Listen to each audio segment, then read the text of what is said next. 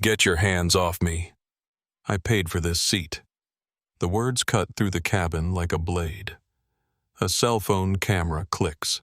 A woman screams. The metallic rip of a zip-tie cuff being pulled tight echoes through first class, and suddenly everyone is watching. This isn't a criminal. This is Isaiah Brooks' passenger in seat 2A. He's wearing a $40 hoodie, but his ticket cost $12,500. And in 60 seconds, he will be dragged down the aisle of TransGlobal Flight 447, his face scraping the carpet, all because a flight attendant decided he didn't belong. But she didn't know who she was touching. She didn't know about the $48 billion contract in his briefcase.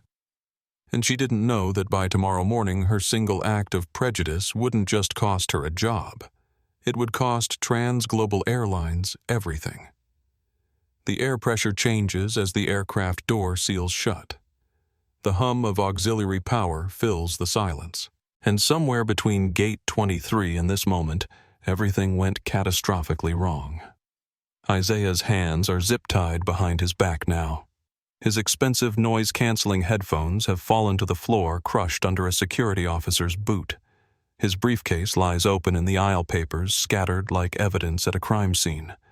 Among them, clearly visible to everyone watching, is a document with a header in bold letters.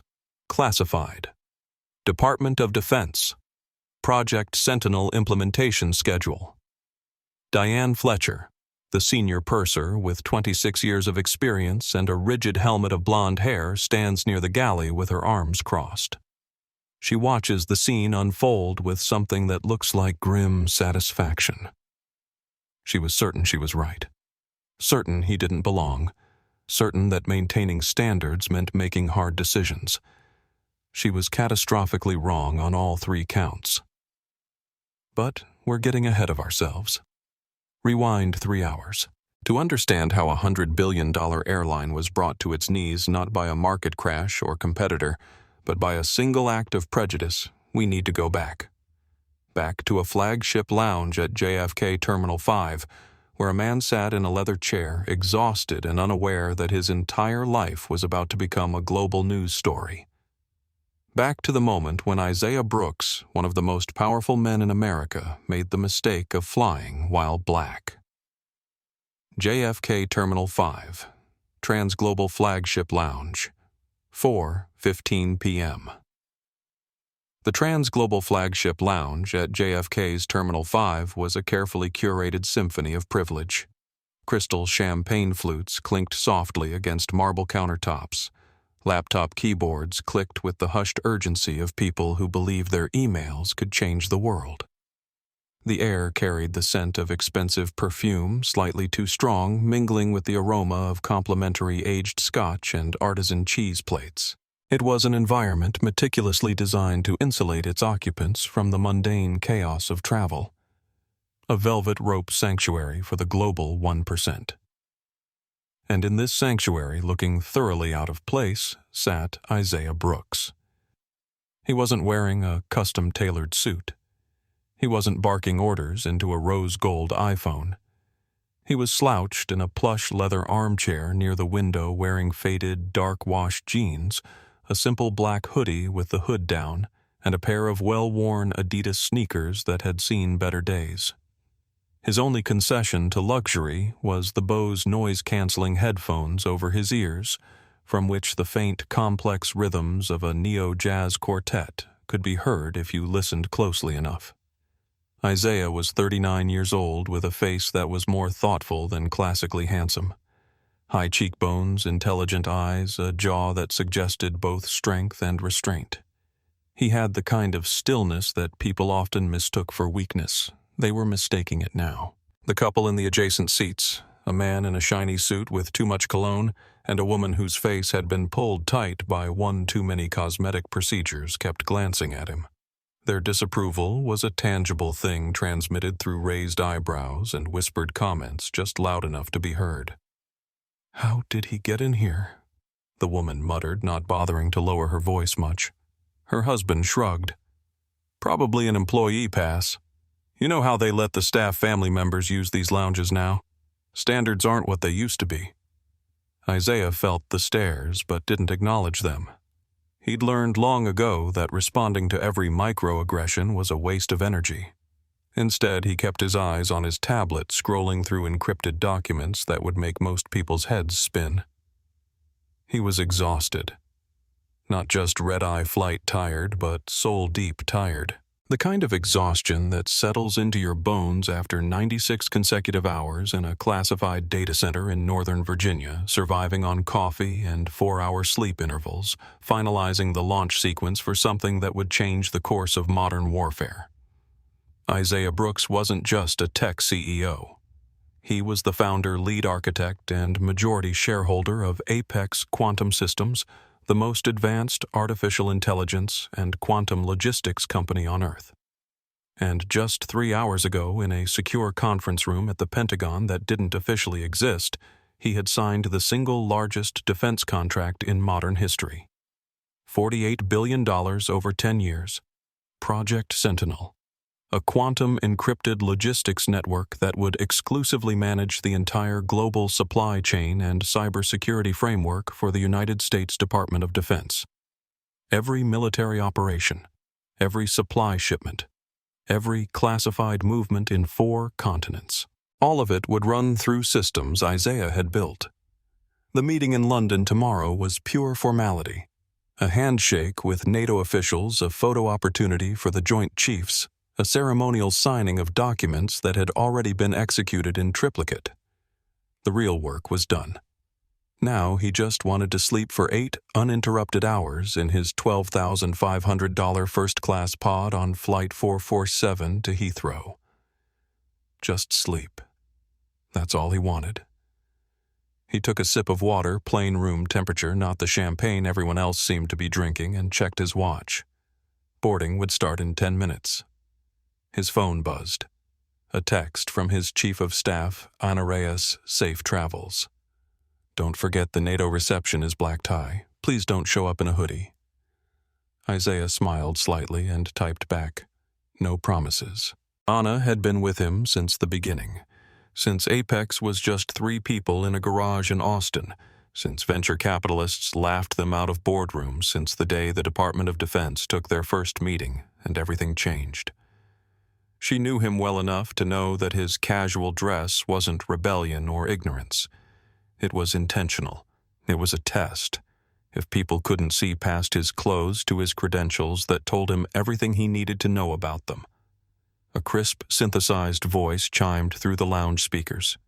We are now pleased to announce the pre-boarding of TransGlobal Flight 447 to London Heathrow, starting with our first-class passengers and TransGlobal Elite members. Isaiah stretched his shoulders, and grabbed his simple black backpack. No designer logo, no status signaling, just a functional bag that held everything he needed. Laptop chargers, a change of clothes. The classified briefcase that was currently handcuffed to his wrist. He shuffled into line with the other first-class passengers. A businessman in an expensive suit. A woman in designer athleisure that probably cost more than most people's monthly rent. An elderly couple holding hands, their platinum status tags dangling from matching luggage.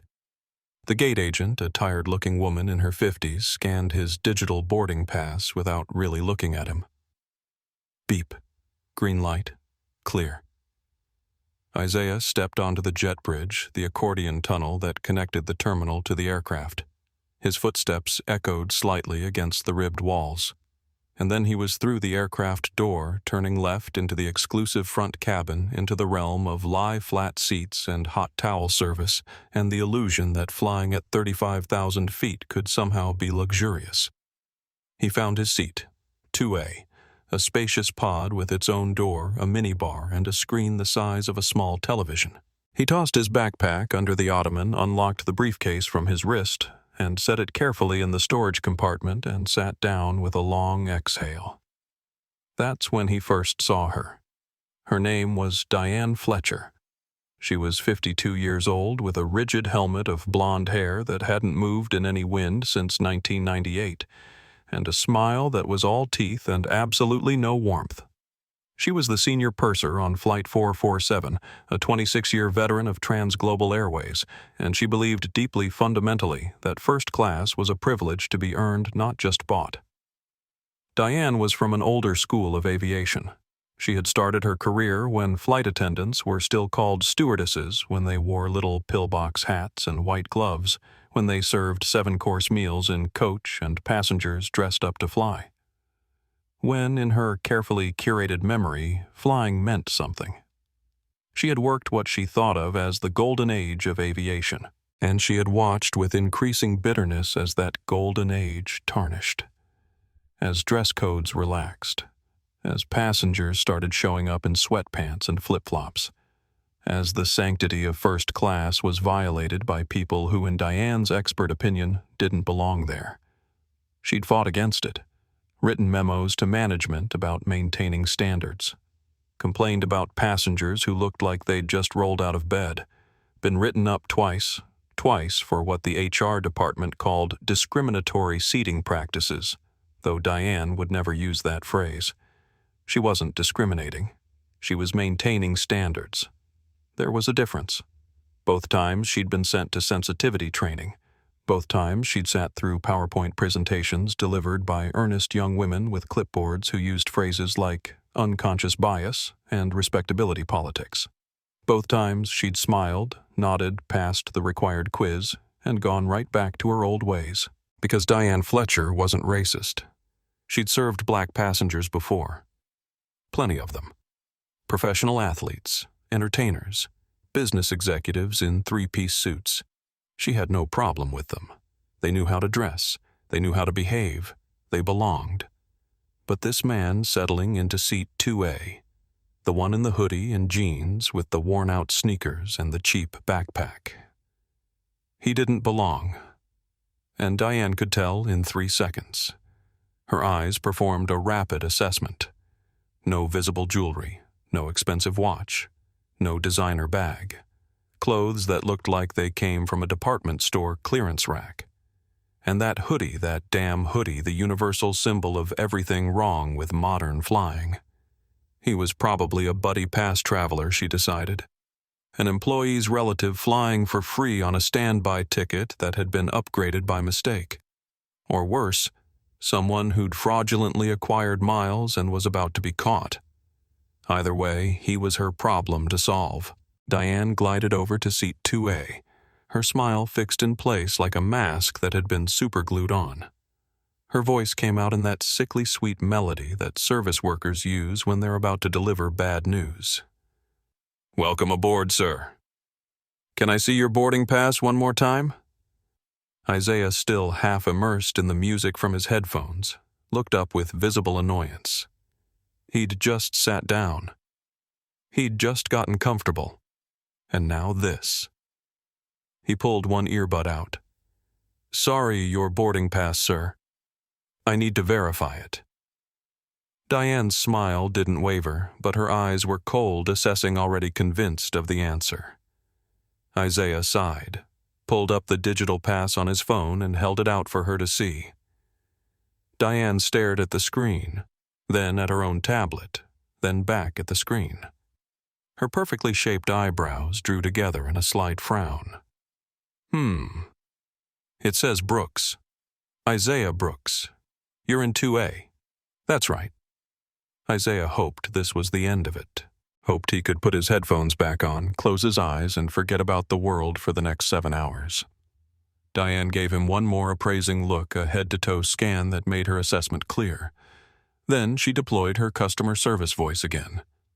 "It's just that we often have to reseat passengers. Technology isn't always reliable." Isaiah waited. "Let me get you a pre-departure beverage while I check on this." Diane already mentally prepared her next move. "Orange juice champagne. Just water, please." "Thank you." As Diane walked away from seat 2A toward the galley, she passed the junior flight attendant, Sophia Ramos. Sophia was 24 years old on her first international rotation and vibrating with a mixture of nervous energy and genuine excitement about working first class on a transatlantic flight. Diane leaned in close as she passed her voice just loud enough for Sophia to hear. Keep an eye on 2A. Sophia glanced toward the front of the cabin, confused. Him. Why, Diane straightened a cocktail napkin that didn't need straightening. I've been doing this for 26 years, sweetie. You get a feel for these things. He's not first class. He's a problem waiting to happen. Sophia looked back at Isaiah Brooks quietly reading something on his phone, his headphones back over his ears, bothering no one. To her, he just looked like a tired traveler. But Diane was the boss. Diane had been doing this longer than Sophia had been alive. Sophia's stomach twisted. She had a very bad feeling about this. The first-class cabin of TransGlobal Flight 447 was filling up with the kind of people who were used to being first. First in line, first to be served, first to complain when things weren't perfect. Directly in front of Isaiah in the coveted 1A position, with its extra legroom and its proximity to the exit door, sat Judith Brennan. She was 63 years old with steel gray hair cut in a no-nonsense bob, reading glasses perched on her nose and a Kindle in her hands, displaying what looked like a dense legal text. Judith had been a federal judge for 32 years, serving on the Ninth Circuit Court of Appeals until her retirement 18 months ago. She'd presided over cases involving civil rights violations, employment discrimination, unlawful detention, and about 1,000 variations on the theme of powerful people abusing powerless people. She knew the sound of injustice. She'd heard it in courtrooms and depositions in the carefully parsed language of attorneys trying to justify the unjustifiable. And she was hearing it now in the barely audible conversation between the senior purser and the junior flight attendant. Judith didn't look up from her Kindle, but she was listening. Always listening. Old habits from 3 decades on the bench died hard. She opened the voice memo app on her iPhone, set the phone face down on her tray table, and let it record, just in case. She'd learned long ago that the truth had a way of changing when people thought no one was watching. 2 rows back across the aisle sat Carlos Rivera. He was 46 years old, Colombian American, wearing an expensive charcoal suit that had been custom tailored in Bogota, and he was trying very hard to focus on his laptop. The screen showed a marketing presentation for the tech firm where he served as VP of Brand Strategy, but the words weren't registering. Because Carlos had seen this before. 22 years ago, he'd been the man in the seat. Different airline, different city, same situation. He'd been flying back to Bogota for his mother's birthday, dressed casually, because it was supposed to be a quick trip, and he'd been pulled off a flight by airline staff who were convinced his frequent flyer status was fraudulent. No reason. No explanation. Just a certainty that someone who looked like him couldn't possibly belong in business class. They'd interrogated him for 45 minutes in a back office, made him prove his identity 3 times, made him show credit cards, employment verification, even a photo of himself with his mother. And when they finally grudgingly admitted their mistake, there was no apology, just a shrug and a new ticket for a flight 6 hours later. He'd been humiliated in front of 200 passengers, and not one person had spoken up. Carlos had sworn to himself that day if he ever saw it happen to someone else, he would speak up. He wouldn't be silent. He wouldn't be complicit. But now, sitting here in his expensive suit with his platinum elite status and his 6-figure salary, Carlos felt his throat tighten. Because speaking up meant making a scene. It meant being that Latino guy causing problems. It meant potentially being blacklisted, being labeled difficult, being remembered for the wrong reasons. His phone buzzed on the armrest. A text from his daughter Elena, who was 17 and fierce and uncompromising in the way only teenagers can be. Dad, remember, you told me to always stand up for what's right, even when it's hard. Love you. Safe flight. Carlos stared at the message for a long moment.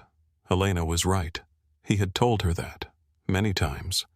And if he stayed silent now, what did that teach her? That principles only mattered when they were convenient. He kept his phone out, camera app ready, and watched. 3 rows behind Isaiah. The problem began. Richard Pemberton was 48 years old, a self-described road warrior who flew this route twice a month and believed this made him airline royalty. He was the VP of regional sales for a mid-level pharmaceutical company, the kind of guy who name-dropped executives he'd met once at conferences and who made sure everyone knew about his platinum elite status and his million-miler credentials. Right now, Richard was having what he would later describe as a very bad evening. His seat 5B, a perfectly good first-class pod, had a flickering entertainment screen. The display would work for 30 seconds, then fritz out, then work again, then glitch. It was annoying. It was unacceptable. And Richard Pemberton did not tolerate unacceptable. "This is unacceptable." His voice carried easily through the cabin. Several passengers looked up. The screen is flickering. "How am I supposed to review my presentation? Do you know how much I pay this airline? Hundreds of thousands of dollars a year?" Diane Fletcher materialized at his side almost instantly, her professional sympathy mask sliding smoothly into place. "Mr. Pemberton, I am so sorry. Let me reset the system for you." "You've already reset it twice." Richard's face was flushing red now, the color rising from his collar to his receding hairline. "It's broken. This is substandard. I want a new seat. Sir, as you can see, the cabin is completely full tonight. Then make one." Richard crossed his arms, his body language radiating the entitlement of someone who'd spent decades being told yes. "Or I'll be on the phone with your corporate VP of customer relations before we even push back from the gate. I have his personal number." Diane's mask of pleasantry tightened almost imperceptibly. She knew this threat. She understood it intimately. A complaint from a platinum elite million-miler like Richard Pemberton would mean hours of paperwork, a formal incident report, a mark on her otherwise spotless record, and possibly a letter of reprimand. This was a threat she took seriously. Her eyes scanned the cabin, moving quickly over the filled seats looking for a solution, looking for the path of least resistance, looking for someone who wouldn't have Richard Pemberton's connections, who wouldn't cause the same bureaucratic headache, who could be moved without consequence. Her gaze landed on seat 2A, on the man in the hoodie. The calculation was instant and instinctive. He didn't fit. He probably didn't have corporate connections. He probably wouldn't escalate. He was in Diane Fletcher's 26 years of experience, the perfect candidate for an involuntary seat change. Decision made.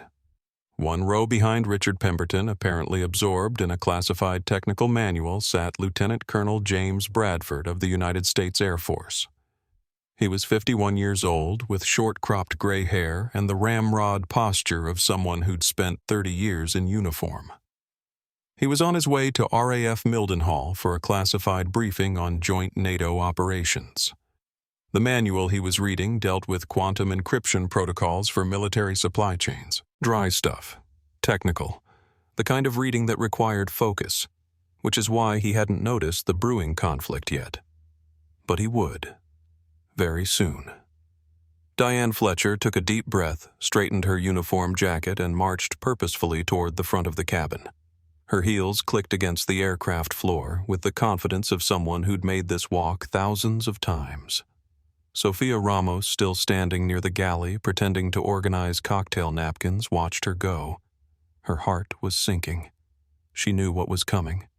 She'd seen that expression on Diane's face before during training. The look of someone who'd made a decision and wasn't going to be swayed.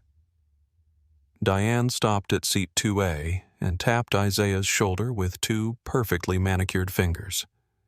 Isaiah opened his eyes, visibly annoyed at being disturbed for the second time in 5 minutes.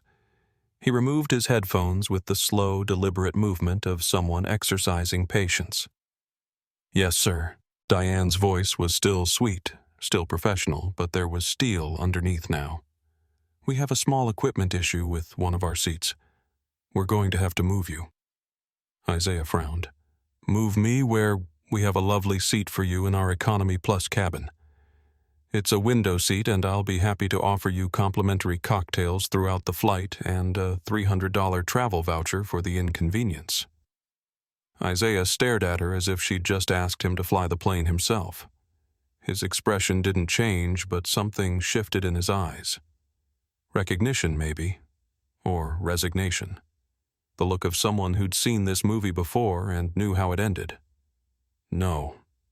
Diane's plastic smile faltered for just a fraction of a second. I beg your pardon? No, thank you. I'm not moving. Isaiah's voice was quiet, but absolutely firm. I'm fine right here. The smile crystallized into something brittle and dangerous. Sir, I'm not asking. I'm telling you, and I'm telling you. Isaiah interrupted, his tone still measured but now carrying an edge like a blade wrapped in silk that I paid $12,500 for this specific seat. I have a confirmed reservation. I've committed no violation of any policy. And I'm not moving because another passenger is having a tantrum about his television screen. The question hung in the air like smoke after a gunshot. Diane's face flushed. That passenger is a Platinum Elite member, and I'm a paying customer who followed every rule. Isaiah held her gaze. Or do Elite members get to decide who belongs in first class based on what they're wearing? There was no good answer to that question. Diane knew it. Isaiah knew it, and several passengers who were now pretending not to listen but definitely listening knew it. From seat 1A, Judith Brennan lowered her reading glasses and looked up.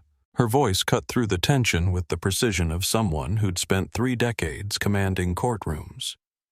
Excuse me, not loud but authoritative. But I couldn't help overhearing. You're asking this gentleman to vacate his paid seat? Diane turned, her smile snapping back into place. Ma'am, this is a crew matter. I appreciate your concern, but... I appreciate, Judith interrupted smoothly, that you're about to make a very expensive mistake. I've seen enough unlawful ejections in my career to recognize the setup. This passenger has a valid boarding pass. He's been seated without incident. And now you want to move him to accommodate someone else's complaint about a mechanical issue. She reached into her bag, pulled out her iPhone, opened the voice memo app with deliberate slowness, and set the phone face up on her tray table. The red recording dot blinked steadily, unmistakably. I'm Judith Brennan, retired federal judge, 9th Circuit Court of Appeals. Please continue. I'm listening very carefully. Diane felt the first tremor of uncertainty. A recording. A federal judge. This was escalating in ways she hadn't anticipated, but she'd already committed. Backing down now would mean admitting she was wrong. Would mean losing face in front of the cabin. Would mean Richard Pemberton would still be complaining and she'd have accomplished nothing. So she doubled down. Ma'am, I understand your concern, but I have a responsibility to all our passengers, and sometimes that means making difficult decisions. This isn't difficult. Isaiah's voice was quiet but absolute. This is simple. I'm staying in my seat. End of discussion. Diane's jaw tightened. Let me be very clear, sir. If you refuse to comply with crew instructions, I will have no choice but to call security. Let me be very clear. Isaiah echoed her phrasing, his voice dropping to something even quieter but infinitely more serious. If you want me out of this seat, you will have to physically remove me. And if you choose to do that, everything that happens next will be your decision, not mine. Do you understand? For a long moment, they stared at each other. Diane Fletcher, who believed she was maintaining standards. Isaiah Brooks, who knew he was defending his dignity. Sophia Ramos watched from the galley, her hands frozen on a coffee pot. Her internal voice was screaming that this was wrong, that this was spiraling out of control, that someone needed to stop this before it became irreversible. But she was 24 years old with $52,000 in student loan debt and rent due in 8 days. Her voice wouldn't come. The words stayed locked in her throat, so she stayed silent and would hate herself for it later. Diane made her decision. She turned on her heel, walked to the galley phone, picked up the receiver, and pressed 3 digits. This is Senior Purser Fletcher on Flight 447, Gate 23. I need Port Authority security to aircraft. We have a passenger refusing to comply with crew instructions. Immediate response requested. She hung up and turned back to face the cabin, her expression one of grim satisfaction. She had followed protocol. She had maintained order. She had done her job. Isaiah Brooks settled back in his seat, closed his eyes, and waited. He'd given them a chance to walk away. Multiple chances. They'd chosen this path. Whatever happened next was on them. The cabin had gone very quiet. The kind of quiet that happens when everyone knows something bad is about to happen, but no one wants to be the first to acknowledge it. In seat 5B, Richard Pemberton watched the confrontation unfold with a mixture of vindication and discomfort. His flickering screen suddenly seemed less important. He turned to his wife, Lisa, who sat in 5C with her arms crossed and her face carefully neutral. He should just move. Richard kept his voice low, but not low enough. Is it really worth making a scene over a seat? Lisa Pemberton, who'd been married to Richard for 23 years and had watched him make scenes over far less important things, kept her eyes forward. He paid for his seat, Richard. I know, but it's just a seat, and I'm having a real problem here with my screen. Wouldn't it be easier if he just... If what Lisa turned to look at her husband for the first time since the confrontation began. If the black guy just gave up his seat to make the white guy happy. Is that what you're saying? Richard's mouth opened, then closed. His face flushed. I didn't mean it like that. Yeah. Lisa turned back to face forward. You did. They didn't speak again. 2 rows ahead, Judith Brennan had heard every word. She made a mental note, added it to her growing list of witness testimonies. This wasn't just about Diane Fletcher and her prejudiced assumptions. This was about every passenger who thought the man in the hoodie should just comply, just give up, just make it easier for everyone else. The soft bigotry of low expectations. Judith had written dozens of judicial opinions about it. Now she was watching it play out in real time 35,000 feet before the plane had even left the ground. Across the aisle in seat 3C, Carlos Rivera felt his hands start to shake. His laptop screen had long since gone dark from inactivity. He couldn't focus on work. Couldn't focus on anything except the knot in his stomach and the memory of being in that man's position 2 decades ago. His phone screen still showed Elena's text, "Stand up for what's right, even when it's hard." Carlos glanced around the cabin. Other passengers were watching now, some with curiosity, some with discomfort, some with the carefully neutral expressions of people who'd perfected the art of not getting involved. He thought about his daughter, about the conversations they'd had about courage and principles, about the speech he'd given her when she'd witnessed bullying at school and wanted to know if she should report it. Always speak up, he'd told her. Silence is how injustice survives. Easy words when they cost nothing. Much harder now.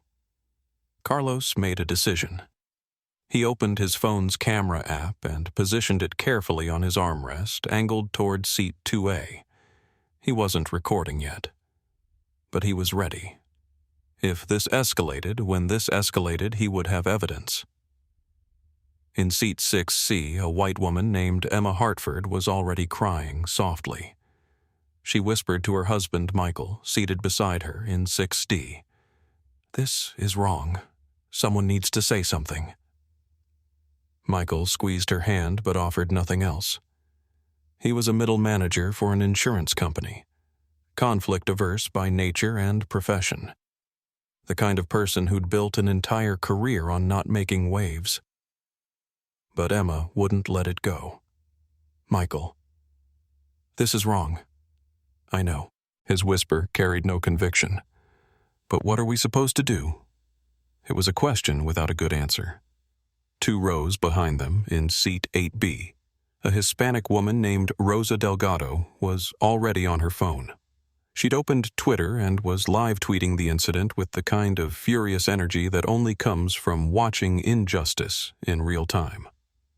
Watching TransGlobal Air flight attendant harass black passenger in first class for no reason.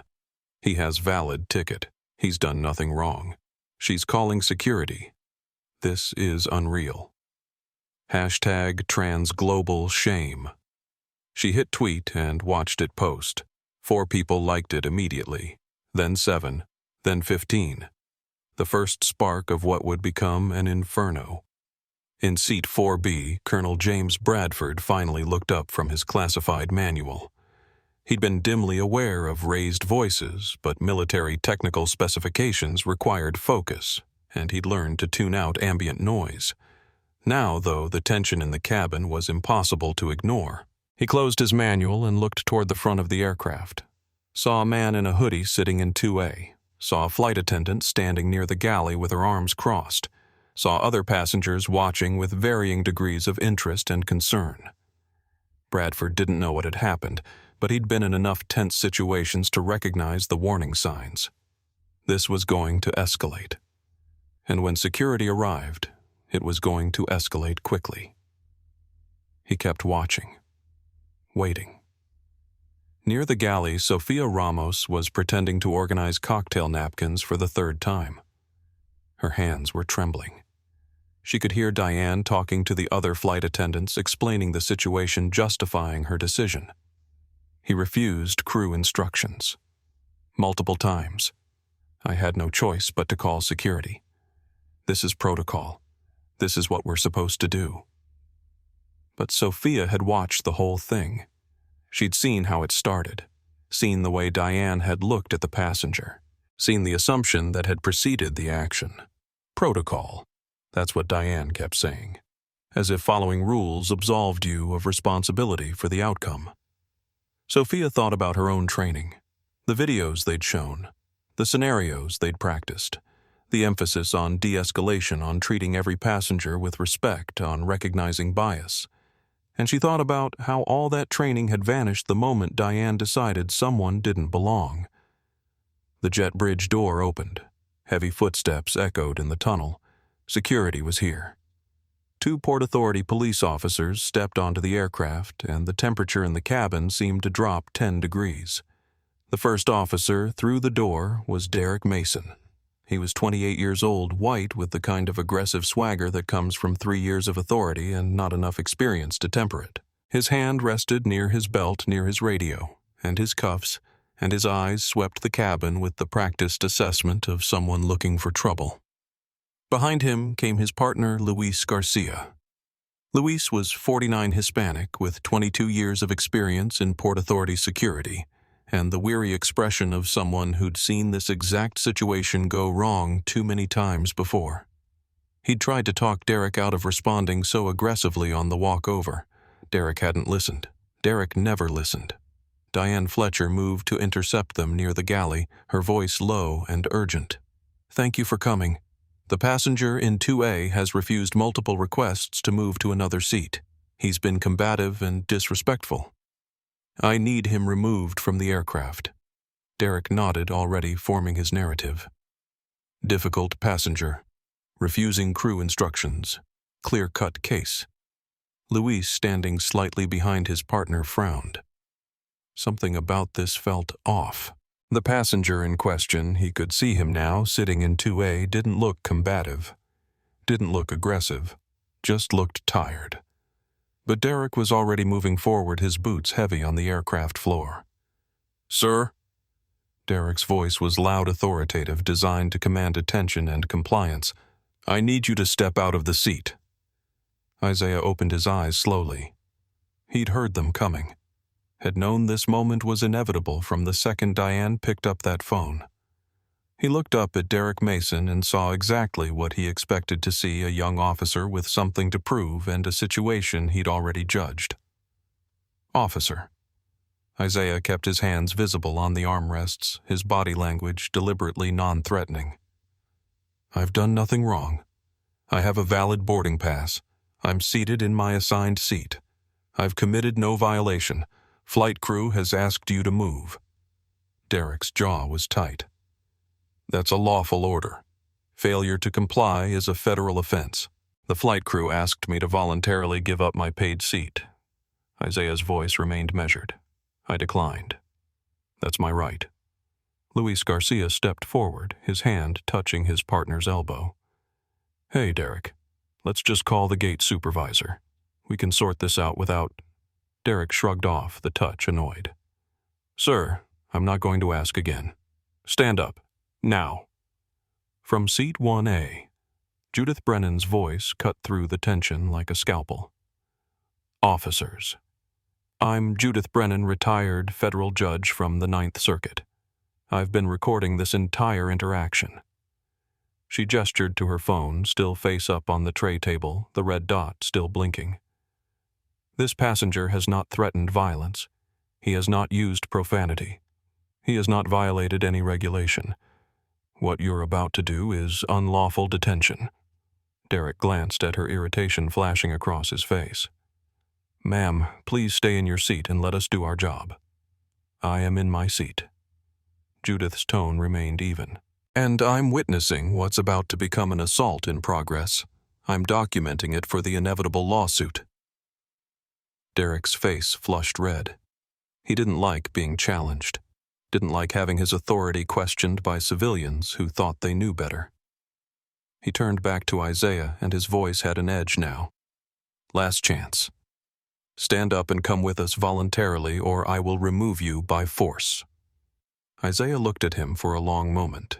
Then he spoke his words careful and deliberate. Officer, I am not resisting. I am not being violent. I am simply refusing to give up my seat. Those are different things. If you choose to use force against me, that's your decision. But I want it clearly understood that I am not giving you cause. It was the wrong thing to say to the wrong officer at the wrong time. Derek's ego, already bruised by Judith's intervention, couldn't tolerate this quiet defiance. This measured refusal from a man in a hoodie who thought he could tell a police officer what was and wasn't lawful. In seat 3C, Carlos Rivera saw it coming, saw the shift in Derek's body language, saw the decision being made. His hands were shaking as he positioned his phone, but he hit the record button, started filming. And then Carlos did something he'd sworn he would do but had been terrified to actually follow through on. He stood up. Stop. His voice trembled but carried. You're making a mistake. Every head in the cabin turned. Derek spun around, his authority challenged now from multiple directions. Sir, sit down. This doesn't concern you. No. Carlos felt like he was jumping off a cliff. I've been sitting here for the past 20 minutes. I watched everything. This man did nothing wrong. He wasn't aggressive. He didn't raise his voice. He asked to see a supervisor. He has a valid boarding pass. And now you're about to put your hands on him.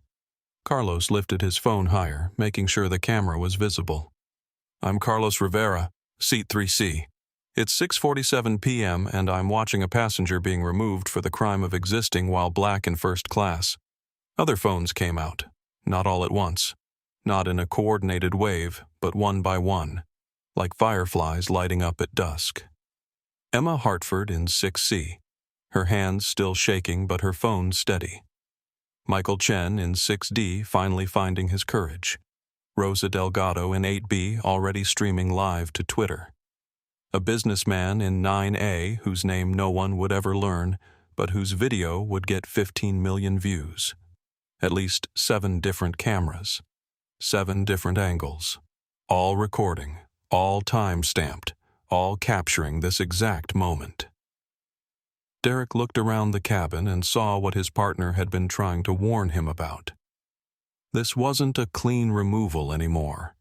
This was being documented from every angle. This was going to be scrutinized. This was going to be everywhere.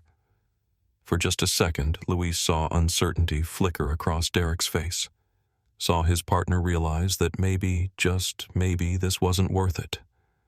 But Derek's pride was stronger than his judgment. Everyone needs to put their phones away and sit down, or you'll be removed too. Derek's voice was rising. "This is a security matter, and interfering with law enforcement is a federal offense." "Then arrest me," Judith's voice came from 1A. "I'm a retired federal judge documenting a civil rights violation. I dare you to arrest me." Derek's hand moved to his belt, to the handcuffs, to the zip ties he carried for situations exactly like this, or at least situations he thought were exactly like this. Luis tried one more time. "Derek, man, please. Let's just step back and—" He refused a lawful order. Derek's voice was tight. "He's getting removed. End of discussion." In seat 4B, Lieutenant Colonel James Bradford set down his classified manual. Something about the passenger in 2A had been nagging at him since the officers arrived. Something familiar. He'd been half listening to the confrontation while trying to read, and now he gave the scene his full attention. The man in the hoodie, the measured demeanor, the careful responses, the way he held himself despite being outnumbered and threatened. Bradford looked closer. Really looked. Not at the clothes or the casual appearance, but at the face, at the features, at the intelligent eyes and the high cheekbones and the expression that suggested this wasn't his first time dealing with authority that didn't recognize him. And then it clicked. Bradford had seen that face before. Not in person, but in briefings, classified briefings, Pentagon briefings. Briefings where they'd discussed the single most important civilian contractor in the United States defense infrastructure. Oh no. Oh God, no. Bradford stood up so fast his technical manual fell to the floor with a thud. His voice, when it came out, had the unmistakable ring of military command, the kind of voice that makes people stop and pay attention. Wait. Not shouting, but projecting. Authoritative. Immediate. You need to stop right now. Derek turned annoyed at yet another civilian interfering. "Sir, this doesn't concern—" "That's Isaiah Brooks." Bradford's voice was quieter now, but somehow more intense. The kind of quiet that demands attention. The name hung in the air like an unexploded bomb. Diane Fletcher blinked. Bradford's eyes stayed locked on Derek. Isaiah Brooks, founder and CEO of Apex Quantum Systems. Derek's hand, which had been reaching for Isaiah's arm, hesitated. "So, I don't care if he's a CEO. The company that runs Project Sentinel." Bradford's voice took on an edge like a blade being slowly unsheathed. The man whose systems currently manage the logistics for every United States military operation in 3 continents.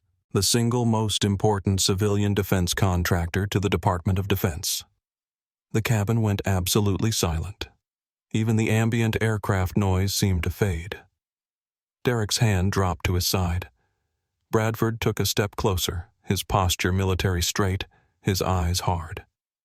"You're telling me you're about to zip tie and drag off the man who 72 hours ago signed a $48 billion contract with the Pentagon to run our entire military logistics network?" Diane's face had gone white. Actually white. The color draining from her cheeks like someone had pulled a plug. I didn't know. I didn't." "You didn't know." Bradford's voice was ice. "Or you didn't care.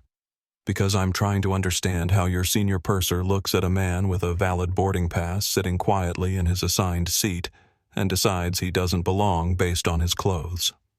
Judith Brennan, still recording from 1A, spoke quietly but clearly for the record. "I believe that's called assumption of criminality based on appearance, also known as racial profiling, which is, for the record, illegal."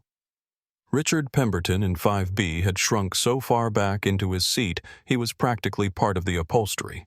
His flickering screen was completely forgotten now. His complaint had started this chain reaction, and he suddenly wanted to disappear. Luis Garcia let out a long breath. This was what he'd been afraid of. This was why he'd tried to get Derek to slow down. Because you never knew who you were dealing with. You never knew when a routine call would turn into a career-ending mistake. Derek's face had gone from red to pale. The authority in his voice evaporated. We were just responding to a call from the flight crew. They said he was refusing. He was refusing to give up his paid seat. Bradford's words were clipped. That's not a crime. That's a right. From seat 2A, Isaiah Brooks finally spoke. His voice was quiet, measured, almost sad. He looked up at Colonel Bradford, who was still standing in the aisle. "Colonel." Isaiah's tone was respectful but firm.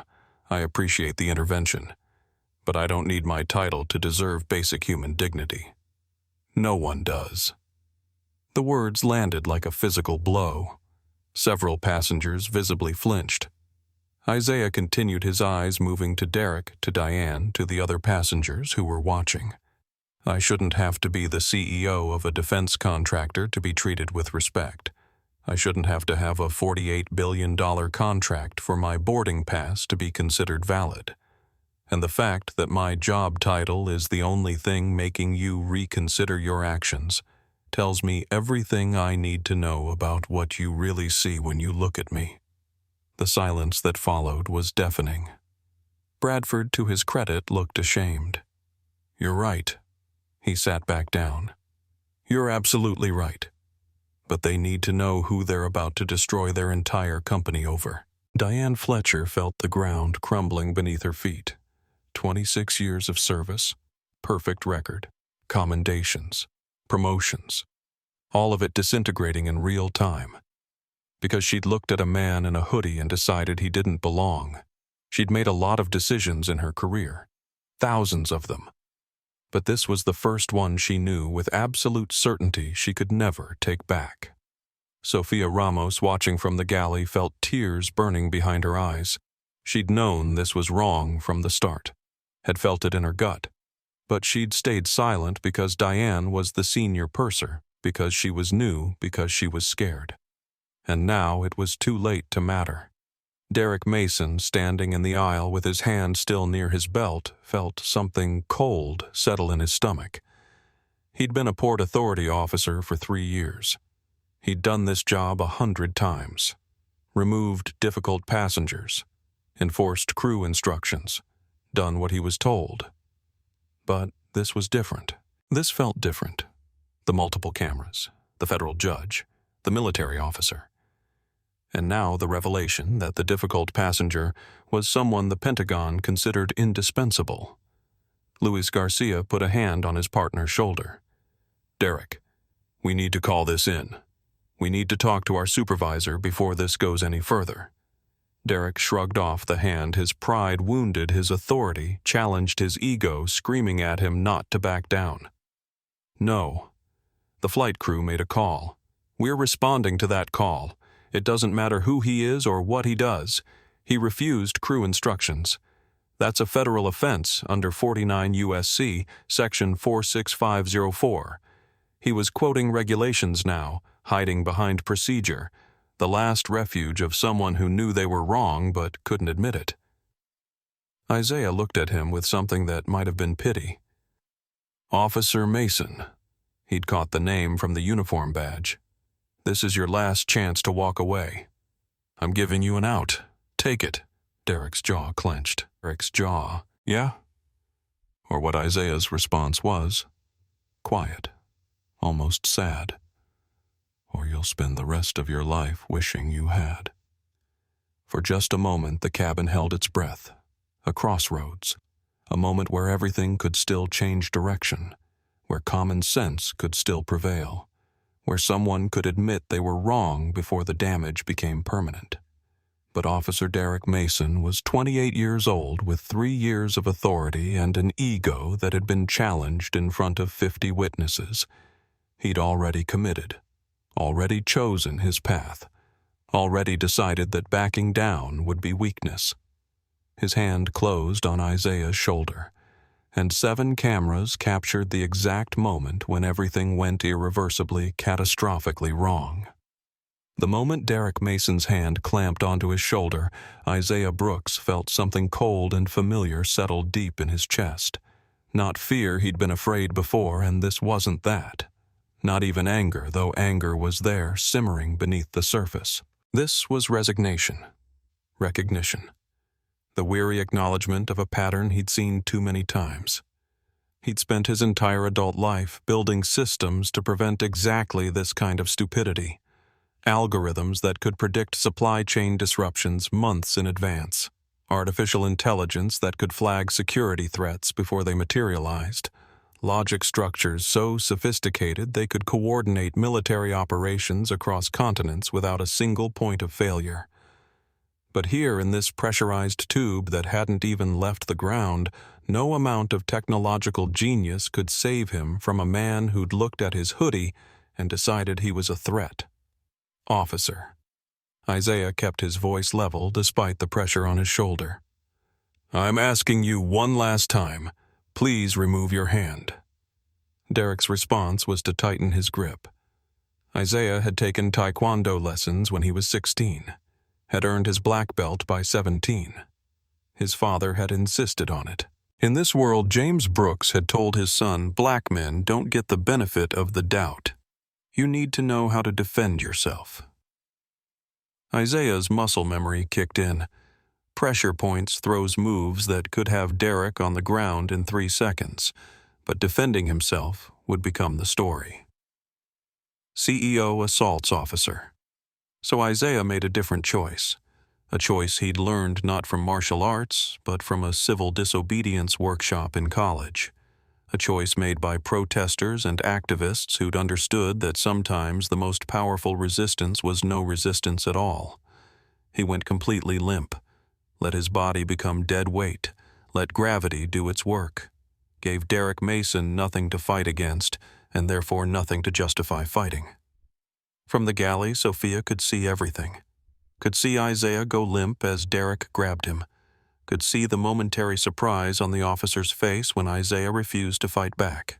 Could see Diane standing near the forward exit with her arms crossed, watching like this vindicated everything she'd decided. Sophia's hands were frozen on the coffee pot she'd been holding for several minutes now. Her knuckles were white. The pot was shaking. Her hand moved toward Diane's shoulder. Stopped. Started again. Stopped. Just say something. Tell them to stop. Tell them this is wrong. But her voice wouldn't come. The words stuck behind her teeth like broken glass. She'd practiced this in training. Speaking up, reporting problems, being an advocate. But training didn't include the weight of Diane's stare, didn't include the fear of being blacklisted, didn't include $52,000 of debt and $800 left in her bank account. So her hand dropped, and she watched. Judith had seen a lot in 32 years on the federal bench. She'd seen police officers lie under oath.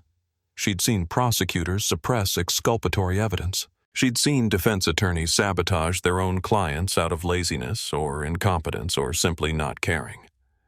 But watching this, watching a man be physically assaulted for the crime of existing while black in first class, Judith felt the old rage ignite in her chest. The same rage that had driven her through law school, through her clerkship, through decades of fighting for justice in a structure that often had no interest in it. She kept her phone steady, zoomed in, made sure every detail was captured.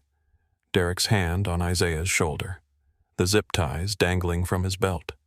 Diane Fletcher standing in the background with that expression of grim satisfaction. This is Judith Brennan, retired Ninth Circuit judge. Her voice was prosecutorial. I am witnessing an assault in progress. The passenger has not threatened violence. He has not used profanity. He has not violated any regulation. He has simply refused to vacate his paid seat. What is happening right now is unlawful detention and assault. The time is 6:48 p.m.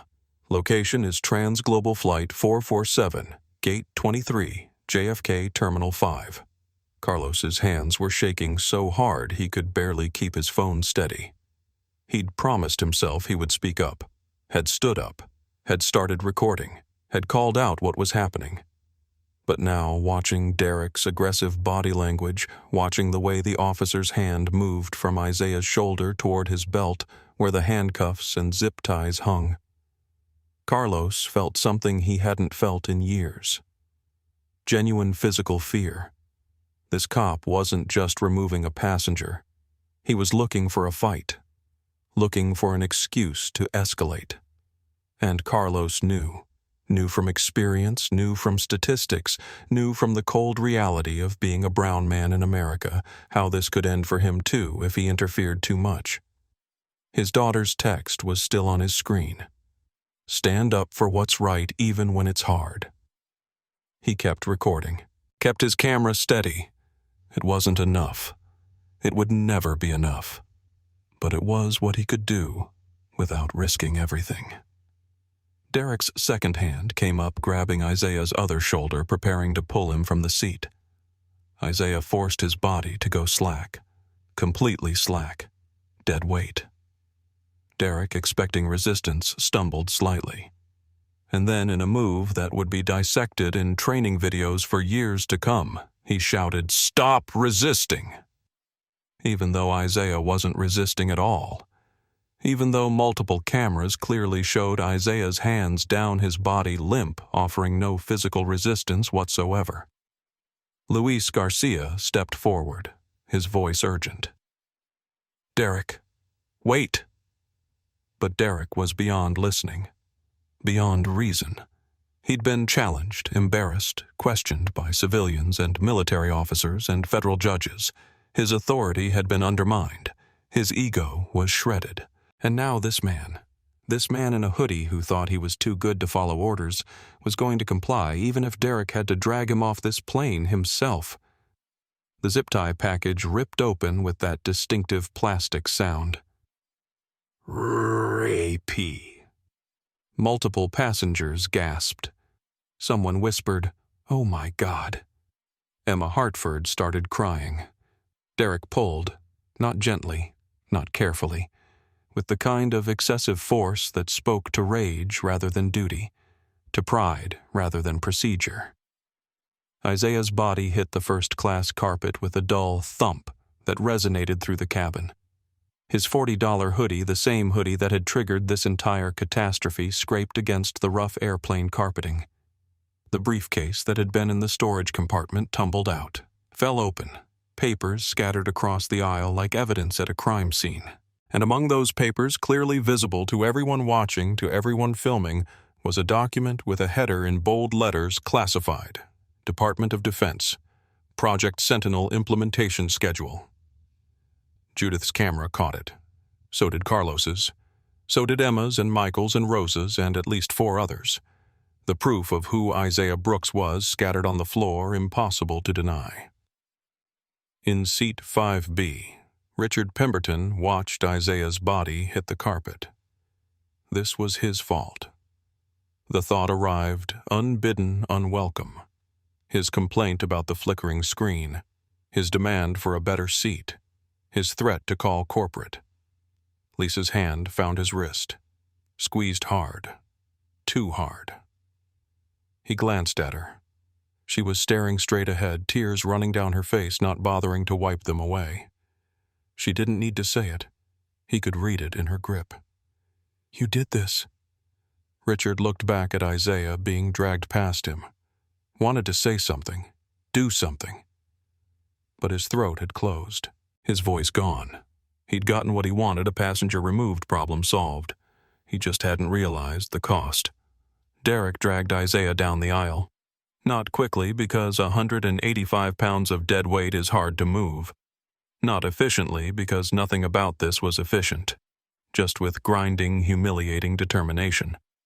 Isaiah kept his hands visible, kept his body limp, kept his eyes open and alert, memorizing every detail, every face, every moment.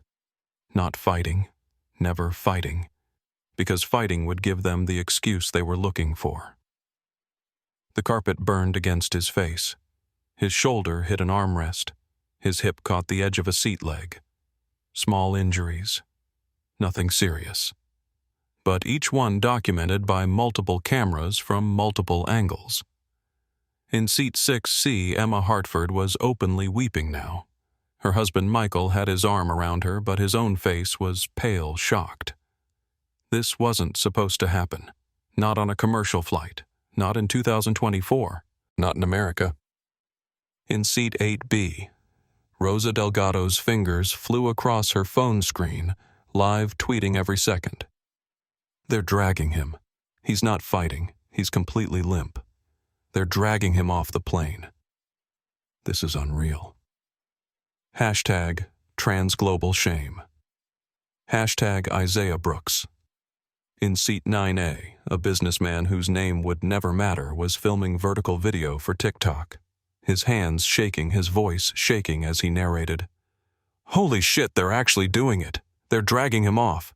He didn't do anything. He just wouldn't give up his seat. In seat 4A, another passenger muttered, This is insane. This is actually insane. Captain Veronica Walsh heard the commotion through the flight deck door, heard the raised voices, the gasps, the distinctive sound of someone being dragged across carpet. She'd been a commercial pilot for 19 years. She knew what those sounds meant. She picked up the interphone and called ground control. This is Captain Walsh, Flight 447. We have a situation in the cabin. I'm requesting security footage from aircraft internal cameras for the past 15 minutes. Official request for the record. The ground controller acknowledged. The cameras were already recording. The footage would be time-stamped, officially documented, undeniable. Captain Walsh made that call knowing it might save her career later.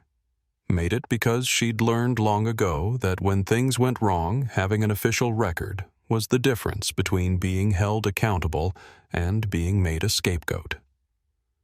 By the time Derek dragged Isaiah to the galley, the point of no return had been crossed. 11 separate cameras had recorded the incident from different angles. 11 separate videos, all time-stamped, all showing the same undeniable truth. A man being violently removed from his paid seat by a police officer who'd confused ego with authority. The age of accountability had arrived on Flight 447, and no one was ready for it. Diane Fletcher stood near the forward exit watching. The first cold tendrils of genuine fear were creeping into her chest now. This had escalated far beyond what she'd anticipated. She'd thought it would be simple, quiet. One passenger moved, problem solved. Richard Pemberton's satisfied day continues. 26 years, all of it crumbling around her. Derek zip-tied Isaiah's wrists behind his back. The plastic bit into skin. Tight. Too tight. Another violation that the cameras caught. Let's go. Derek was breathing hard from the exertion, from the adrenaline, from the shame he wasn't quite ready to acknowledge yet. Isaiah stood when Derek pulled him up his wrists, bound, his dignity intact, his face carefully neutral. They walked him off the aircraft, down the jet bridge, away from the cameras. But the damage was done. The evidence was captured. The videos were time-stamped. The witnesses were ready. And in approximately 43 minutes, when Carlos Rivera posted his video to Twitter, the entire world would watch what had happened to Isaiah Brooks. Silence. No one moved. No one breathed. The cabin frozen 50 witnesses to what they'd just seen. Sofia Ramos finally set down her coffee pot with trembling hands. She'd been gripping it so hard her fingers had gone numb. Now, looking at the scattered papers still lying in the aisle where Isaiah's briefcase had fallen, she felt something inside her crack. Not break entirely, but fracture. A hairline split in whatever armor she'd built around her conscience. Diane Fletcher stood near the galley, her arms uncrossing slowly, her confident posture deflating like a balloon losing air. She was trying to process what had just happened, trying to reconcile her certainty with the growing realization that she might have miscalculated. Badly. We need to clean this up. Her voice lacked its usual authority. She gestured vaguely at the scattered documents. Get those papers collected and secured. Sophia moved forward, mechanically kneeling in the aisle to gather the papers. Her hands were still shaking. As she picked up each document classified headers, technical specifications, DoD seals, she felt her stomach turn. These weren't the papers of a buddy pass traveler. These were the papers of someone important. someone powerful, someone who should never have been treated the way they'd just witnessed. In Seat 1A, Judith Brennan tapped her phone screen, ending the voice memo recording. 43 minutes of audio, every word documented. She immediately opened her email and began attaching the recording to messages addressed to the ACLU, 3 different news stations, the FAA Passenger Rights Division, and her former law clerk who now worked for the Department of Justice. Subject line: unlawful ejection and assault, TransGlobal Flight 447, urgent. She hit send on all 4 emails before Diane could even think about asking people to delete their recordings. Carlos Rivera, still standing in the aisle by Seat 3C, looked down at his phone. The video was 47 minutes long. His hands had steadied now that the immediate confrontation was over, but his heart was still racing. He'd done it. He'd stood up. He'd recorded. He'd spoken out. But had it been enough? Would it matter? Or would this just become another video lost in the endless scroll of injustice that people watched, felt briefly outraged about, and then forgot? His finger hovered over the Twitter app. He'd recorded this for a reason. Evidence only mattered if people saw it. He opened Twitter, uploaded the video with shaking hands, and began typing. Just watched Isaiah Brooks, CEO of Apex Quantum Systems, dragged off TransGlobal Air for refusing to give up his paid first-class seat to an entitled passenger. He was composed. He was respectful. They zip-tied him and dragged him down the aisle anyway. 11 of us recorded it. This is what racial profiling looks like. #TransGlobalShame. #Isaiah Brooks. His finger hovered over the tweet button. This would make him visible, make him a target, make him part of the story instead of just a witness. He thought about Elena, about the conversation they would have when he got home, about being able to look his daughter in the eye and tell her he'd done the right thing when it mattered. He pressed tweet. The video went live at 6:52 p.m. In Seat 5B, Richard Pemberton finally looked away from his flickering screen. His wife, Lisa, was staring at him with an expression he'd never seen before. Not quite disgust, but close. Something harder and colder. "You started this." Her voice was barely above a whisper. "Your complaint, your demand for a better seat. That's what started this entire thing." "I didn't know," Richard started. "You didn't care," Lisa interrupted. "You wanted your seat, and you didn't care what happened to anyone else to get it. And now a man was dragged off this plane because you couldn't handle a flickering screen." Richard opened his mouth to defend himself, to explain that it wasn't like that he hadn't meant for any of this to happen. But the words died in his throat because Lisa was right. He had started this. His entitled tantrum had been the first domino. Several rows back, Emma and Michael Chen were having a similar conversation in whispered tones. "We should have said something earlier." Emma wiped her eyes. "Before it got to that point." "What could we have done?" Michael asked, but his voice carried no conviction. "Something. Anything." Emma looked around the cabin at the other passengers, most of whom were now on their phones typing or calling or texting. All these people recorded it. But how many of us spoke up before it turned violent? The answer they both knew was very few. Near the cockpit, Captain Walsh's voice came over the intercom. Professional, measured, carefully neutral. "Ladies and gentlemen, this is Captain Walsh.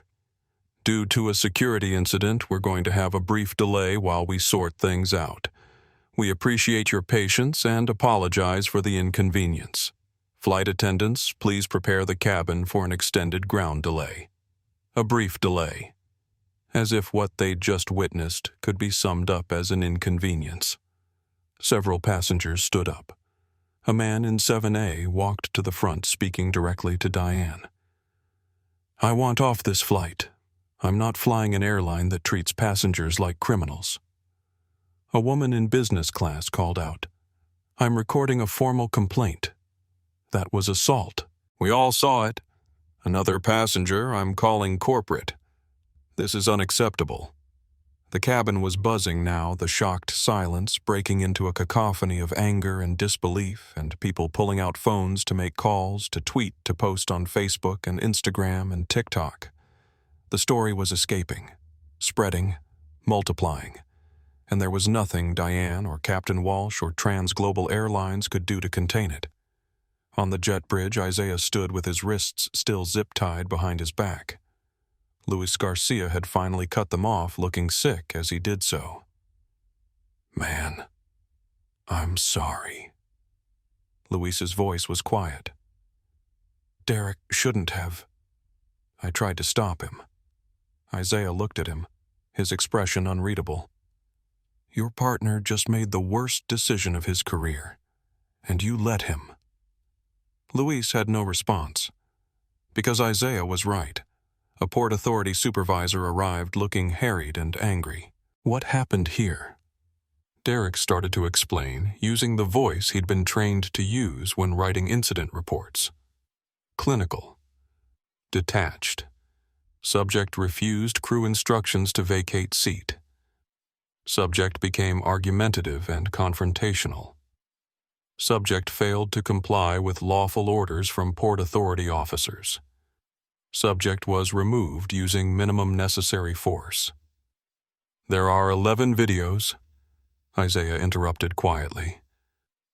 11 different cameras, all showing that I never raised my voice, never threatened anyone, and never resisted. Your officer grabbed me, dragged me, and zip-tied me while I was completely cooperative. Minimum necessary force is an interesting phrase for assaulting someone who's sitting still. The supervisor's face went pale. Videos. 11 of them. Time-stamped. From multiple angles, including one from a retired federal judge who documented the entire incident and has already sent it to the Justice Department. Isaiah's voice remained level, but there was steel underneath now. "You should probably start calling your lawyers." Carlos Rivera's tweet posted at 6:52 p.m. Eastern Time. By 7 Aru p.m., 8,400 retweets. By 7:30 p.m., 127,000 retweets, trending nationally. By 8 Sarur p.m., 380,000 retweets, #1 worldwide. The exponential curve had kicked in. The videos started appearing from multiple sources. Not just Carlos's carefully filmed recording, but shaky vertical video from TikTok, professional-looking footage from business travelers who knew how to use their phone cameras, even a few Instagram story compilations that cut together different angles.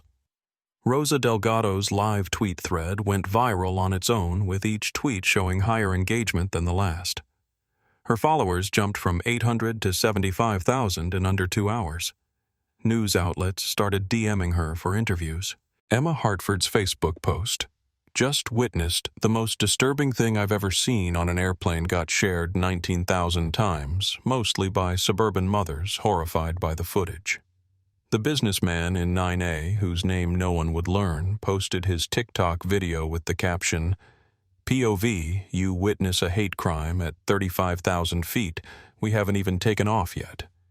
It got 2 million views in the first hour.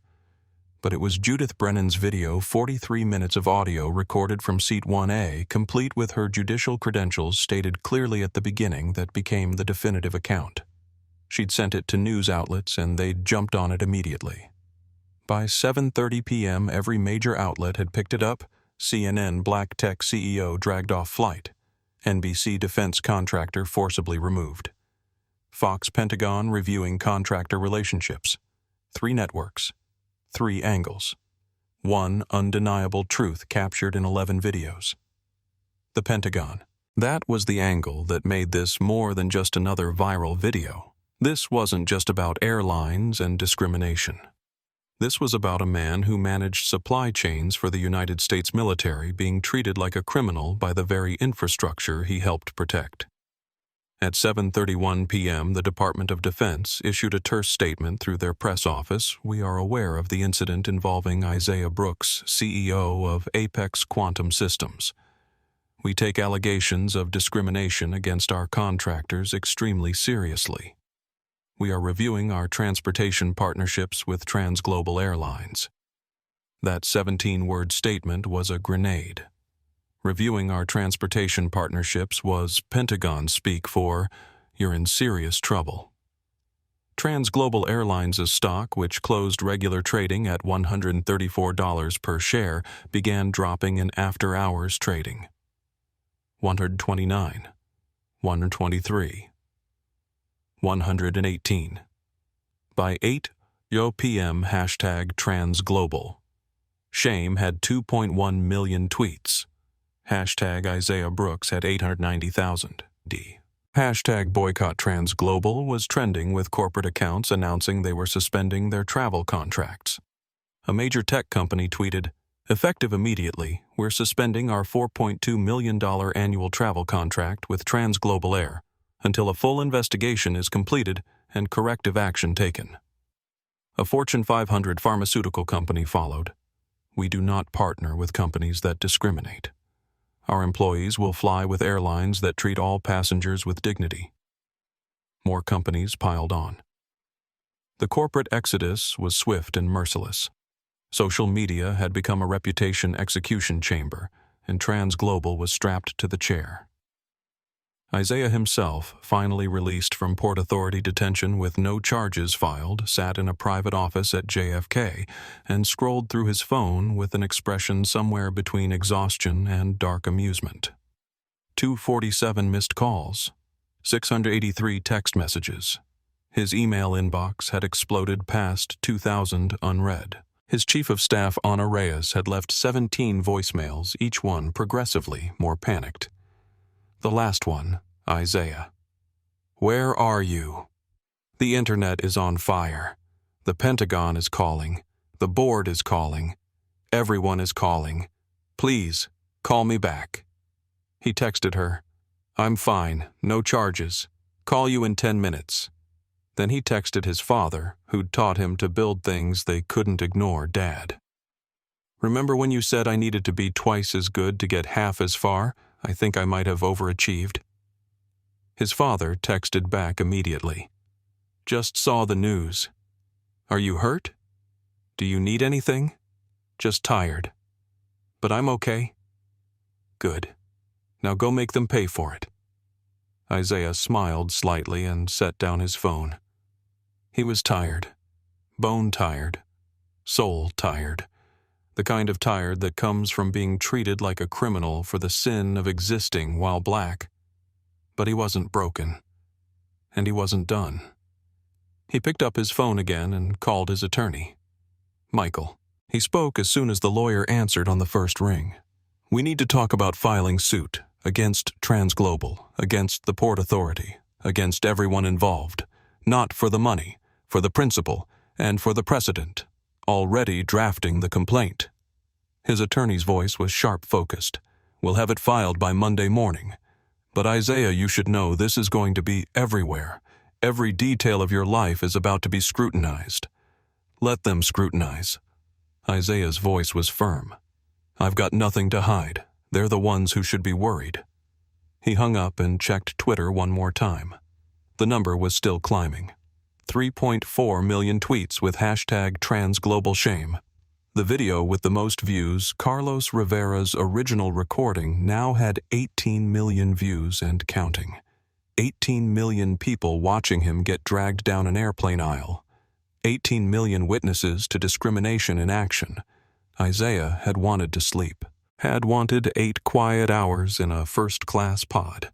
Instead, he'd become a symbol, a hashtag, a viral moment. But if he had to be a symbol, he'd make sure it meant something. He'd make sure the people who did this paid a price that would echo through the entire industry. He'd make sure no one else ever had to go through what he'd just experienced. Tomorrow, TransGlobal Airlines would start losing billions. Today, they'd lost something more important, their reputation. And Isaiah Brooks was just getting started. TransGlobal Airlines headquarters, Manhattan, 6:47 a.m. The emergency board meeting had been called for 7 a.m., but Ronald Patterson, CEO of TransGlobal Airlines, had been in his office since 5. He hadn't slept. Couldn't sleep. had spent the entire night watching his life's work disintegrate in real time on social media. Now he stood at his office window looking out at the Manhattan skyline as the sun rose over the East River and watched the opening bell approach with the dread of a condemned man watching the clock tick toward execution. The conference room was filling with board members, all of them looking exhausted, angry, and scared. The general counsel was already there, laptop open, surrounded by legal documents and printouts of social media posts. The chief financial officer kept checking his phone and wincing at whatever he was seeing. Patterson walked in at 6:58 a.m. No greeting, no pleasantries, just straight to business. "How bad is it?" he asked, though he already knew the answer. The CFO pulled up the stock ticker on the main screen. TransGlobal Airlines ticker symbol TGA had closed yesterday at $134 per share. After hours trading had dropped it to $118. They watched in real time as the opening bell rang at 9:30 a.m. $120, $105, $91, $78, $64. Free fall. Hemorrhaging value faster than anyone had seen outside of bankruptcy. Traders dumping. Institutional investors fleeing. Retail panic selling. By 10:00 a.m., $51 per share. $52 billion in market cap gone. "Tell me about the contract cancellations." Patterson's voice was hollow. The CFO flipped to another screen. The list was long and growing longer in real time as he watched.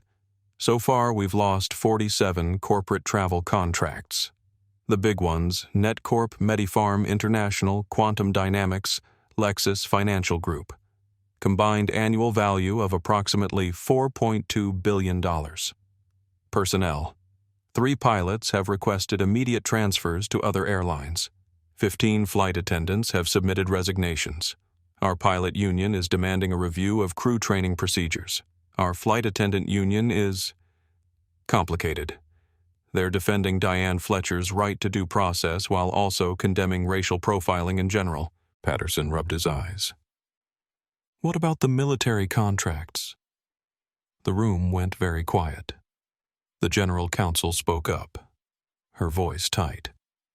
The Department of Defense suspended all TransGlobal flights carrying classified personnel or materials as of 7 a.m. this morning. That's $3.2 billion annually. They've also suspended our approval to bid on future military transport contracts pending a comprehensive review of incident protocols and discrimination policies. Patterson felt something break inside his chest. The military contracts weren't just revenue. They were prestige. They were certification. They were the seal of approval that said TransGlobal was trustworthy enough to handle the nation's most sensitive operations. And they were gone. "What does the DoD want?" Patterson asked, though he suspected he already knew. "Comprehensive change." The general counsel read from an email on her laptop. Quote, "The department requires assurance that civilian contractors can travel without fear of discrimination." The incident involving Isaiah Brooks raises serious concerns about TransGlobal's ability to provide safe, dignified transport for all passengers. We require documented evidence of policy reform before we will reconsider our partnership. A board member, Elena Vasquez, spoke up for the first time. She was a corporate governance specialist, Hispanic, one of the few voices of diversity in TransGlobal's predominantly white leadership. "Have we reached out to Mr. Brooks Patterson?" Shook his head. His attorney sent a letter at 2 a.m. Brooks is filing suit against the airline, against Diane Fletcher personally, and against the Port Authority. But the letter specifies that he's not asking for monetary damages. He's demanding operational changes, complete overhaul of passenger treatment protocols, independent oversight board, public accountability measures, full audit of discrimination complaints from the past 5 years. That's actually reasonable. Elena's voice carried a note of surprise. "It's a checklist for comprehensive reform." The general counsel agreed. which means he's not just angry. He's strategic. He knows exactly what he wants. And there's one more thing. The CFO's voice dropped. Brooks's company, Apex Quantum Systems, submitted a bid yesterday afternoon to purchase TransGlobal's entire fleet and route structure in the event of bankruptcy. The bid was substantial. $18.7 billion. The room erupted. What? He's trying to buy us. Is that even legal? Patterson held up a hand for silence. He's not trying to destroy us. The realization was dawning. He's trying to own us. He wants to rebuild us his way. Elena Vasquez leaned forward. Then we have two choices. We can fight him, protect our pride, and probably lose everything in the process. Or we can negotiate, accept his demands, implement his reforms, and maybe salvage something. If we negotiate, we're admitting fault. Another board member argued. We are at fault. Elena's voice was sharp. We had a senior flight attendant with 2 prior write-ups for discriminatory practices still working first class. We had protocols that allowed a passenger to be forcibly removed based on nothing but a crew member's gut feeling. We failed. The video evidence is undeniable. 50 million people have watched it by now. We can deny responsibility, or we can take ownership and change. Patterson looked around the room at his board members. Some looked angry. Some looked resigned. All looked exhausted. What happened to Fletcher? He asked. Terminated at 11 p.m. last night. The general counsel's voice was flat. For cause, which means no severance. She's also been named personally in Brooks's lawsuit. The junior flight attendant, Sophia Ramos. She gave a statement to the FBI at midnight. Full cooperation. Her testimony corroborates the videos. She admitted that Fletcher instructed her to watch Brooks before any incident occurred, suggesting premeditation. The general counsel paused. She was fired 2 weeks ago for an unrelated violation, but it's pretty clear TransGlobal was retaliating for her testimony. Get her back. Patterson's voice was immediate. Rehire her with back pay and a public apology. We need people who tell the truth, not people who stay silent. The CFO pulled up another screen. Social media sentiment analysis shows we're at negative 92%. That's worse than United during the overbooking scandal. We're a national pariah. Patterson stood up and walked back to the window. $52 billion. Gone.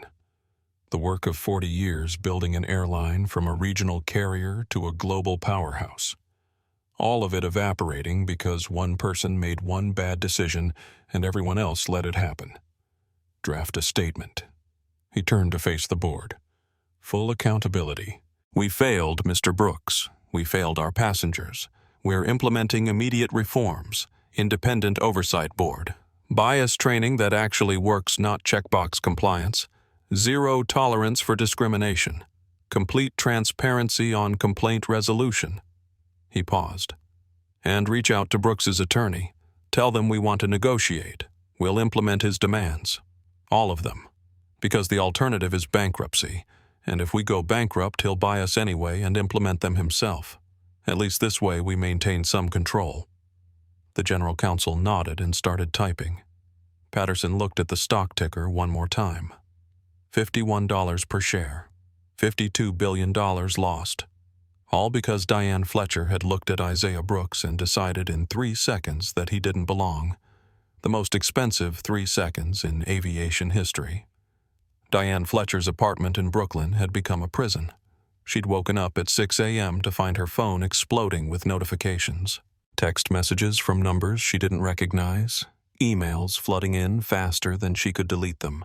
Facebook messages demanding she be fired, arrested, sued into oblivion. Her Facebook account was the first to go. She tried to log in, planning to delete it, but the platform had already suspended her account for violating community standards. The hate messages had triggered automatic moderation. Her Instagram was next. Deactivated within an hour. Not by her choice, but by the platform's response to mass reporting. LinkedIn lasted until 9 a.m. when her profile was suddenly marked unavailable. Recruiters and former colleagues had left dozens of messages before it disappeared. Diane, what were you thinking? Do not list me as a reference. I can't believe you did this. She sat on her couch still in pajamas and turned on the TV. Her face was on every channel. Not just her name, her face. Screenshots from her Facebook profile before it was deleted. Photos from her Instagram. A corporate headshot from TransGlobal's website. CNN was playing a segment with a legal analyst, Diane Fletcher, the flight attendant at the center of this controversy, had been written up twice previously for discriminatory seating practices. Which raises the question, why was she still working first class after multiple complaints MSNBC had dug up her training records? A legal expert was explaining she'd been through sensitivity training 3 times. 3 times, and she passed all the tests. Which suggests either the training was ineffective or Fletcher was deliberately ignoring it. Neither option looks good for TransGlobal. Her sister called at 10:30. Diane Mom's nursing home called. They're getting phone calls. People threatening to protest. You need to do something. I don't know what to do. Diane's voice sounded strange to her own ears. Hollow. Defeated. You need a lawyer. You need a PR person. You need help. Diane had already talked to a lawyer. At 7 a.m., still half asleep, she'd called her union representative who'd connected her with TransGlobal's legal counsel. The conversation had been brief and devastating. Ms. Fletcher, the airline terminated you last night for cause, which means you're not entitled to legal representation from us. Your union can provide counsel, but I should inform you that you've been named personally in a civil suit filed by Isaiah Brooks. The charges include assault, false imprisonment, and civil rights violations. You'll need your own attorney. She'd hung up and called the union lawyer who'd been marginally more helpful but no more optimistic. Diane. I'll be honest with you. There are 11 videos, federal judge testimony, military officer corroboration. The evidence is overwhelming. We can fight the termination for due process reasons, but the civil suit? You're going to lose. The question is how much it will cost you. How much everything. Your savings. Your retirement. Your apartment if it comes to that. Isaiah Brooks has an unlimited legal budget and the moral high ground. We can negotiate a settlement, but it won't be cheap. Now, sitting alone in her apartment at noon watching CNN dissect her entire career, Diane tried to understand where it had gone wrong. She'd been maintaining standards. She'd been doing her job. She'd been protecting the integrity of first class from people who didn't belong there. Hadn't she? The man on TV, Isaiah Brooks, though she'd never asked his name, had never cared to know it didn't look threatening in the footage. Looked tired, quiet, composed. But he'd been wearing a hoodie, jeans, worn sneakers. He'd looked wrong. Except he hadn't been wrong. He'd been a CEO, a defense contractor, someone managing military operations across continents, and she'd treated him like a criminal. The realization was like falling through ice, cold and shocking and impossible to stop. She'd been wrong. Catastrophically, career-endingly, life-destroyingly wrong. And the worst part? The absolutely worst part was that even now, even after everything, some part of her mind was still whispering, but he looked so out of place. That voice was the problem. That voice was bias. That voice was everything the sensitivity trainers had tried to warn her about. And she'd ignored them because she'd been so certain that 26 years of experience had taught her to recognize who belonged and who didn't. Experience had taught her nothing except how to dress up prejudice as professionalism. Diane's phone rang again. Unknown number. She didn't answer. It went to voicemail. She listened. Ms. Fletcher. This is Sarah Kim from the New York Times. I'm writing a story about the incident, and I'd like to get your perspective. Please call me back at... Delete. Another call. Another voicemail. Diane Fletcher. You racist piece of... Delete. Another. I hope you lose everything. Delete. She turned off her phone, sat in silence, and understood that her life as she'd known it was over.